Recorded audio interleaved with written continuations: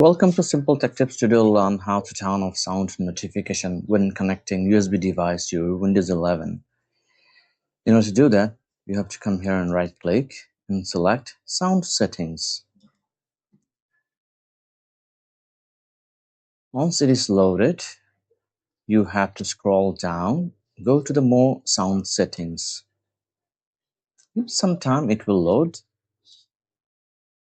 Okay, now click Sounds. Then scroll down and you'll see a couple of options called device connect, device disconnect.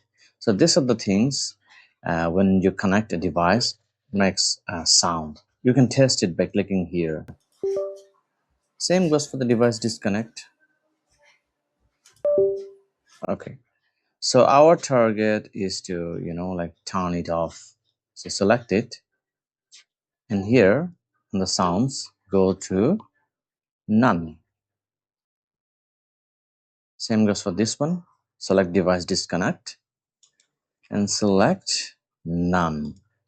By the way, if you want to change the sound, you can just select it here, but we're going to disable it. Okay, after that, click apply and then select OK.